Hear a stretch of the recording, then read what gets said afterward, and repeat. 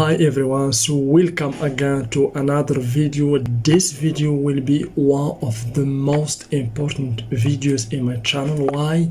Because we gonna study the system power block diagram of a laptop.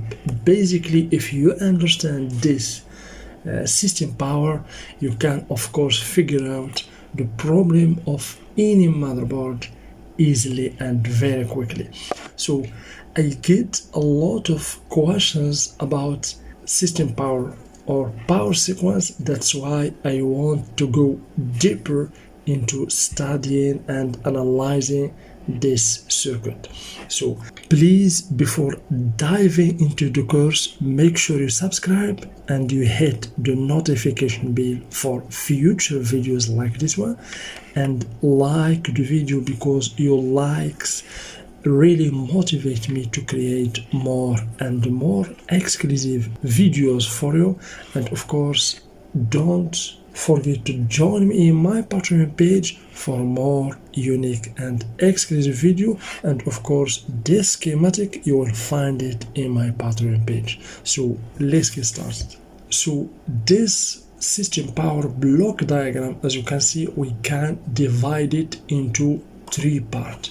So the first part here, as you can see, where we have the adapter or the charger, and the second part over here where we have the battery. So basically this is the first input power or source, and this is the second, and over here we have basically the motherboard. Okay, so I'm going to teach you and to explain to you how we can move from the adapter or battery power until we get these voltages, as you can see over here, these voltages. Okay, so I'm going to explain to you step by step until you understand. Okay, so basically we can divide this power system or system power into two parts. This is basically the first part over here where we have the adapter, as you can see,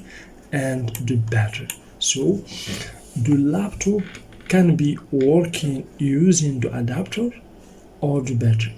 So when the laptop is working using the adapter, so the power will goes in this direction and then in this direction, as you can see here, and that will be applied to max 1999. So here we have the adapter, and here we have a switch or a power MOSFET. This power MOSFET, of course, is controlled by the charger. We have here, as you can see, the charger. This IC is the IC that regulates the voltage, the change of power between the adapter and the battery. When the adapter is inserted, the battery will not feed the motherboard. Okay, so when the adapter is inserted, the power will go in this direction through the MOSFETs, and then it will be applied to this IC. This is basically the maximum 1999 or the 3 volts always 5 volt always IC. So as you can see over here, these two voltages, the 3 volt PCU always and the 5 volt are also we consider it main voltages. Why? Because based on these two voltages, for example, based on this voltage, we get all these voltages, as you can see over here. All these voltages are generated based on this voltage. The same for 5 volt also, it generates those voltages and also those voltages. So without these two voltages, nothing will be on in the motherboard. That's why we called it also main voltages. So these two voltages basically are always present in the motherboard without pressing the on button. That's why we called it always, as you can see, means always present in the motherboard. You can always measure it or test it without powering on the computer. Okay, so those square or rectangular here are basically control IC. For example, this one is generate 3 volt and 5 volt. Do you see VN here? This path, as you can see, is for VN. So the VN is applied to all circuit or to all control ICs in the motherboard. It is, as you can see, applied to max 1999, also applied, as you can see here, to max 1540. This one basically has the purpose of generating 1.5 volt and 1.05 volt. This basically is for chipsets and MOSFET, and also applied, as you can see here, to max 1907 in order to generate the CPU core for the processor. Of course, there are other signals or inputs that should be or have to be present. For example, in order to generate the CPU core over here, this IC have to receive first the VN. Do you see? This is a bold line or a thick line, means over here we have a high voltage, and here this basically thin lines or signals are control signals or enable signals. We have the 0, we have CPU ID from 0 to 5 means 6 CPU ID, because every CPU has its own power or working voltage, and based on these IDs, the IC will know the exact voltage that be generated, means the CPU core. So without the VN or 19 volt and all these enable signals, this IC will not generate the CPU core. Means if, for example, you didn't find CPU core generated, this doesn't mean that the IC is bad. You should first check the inputs, okay, including the VN and all these enable signals. So if, for example, one is missing, you should go back. For example, let's assume that the VN or the 19 volt is missing. We should go back and check. If we use the adapter, we should check this MOSFET.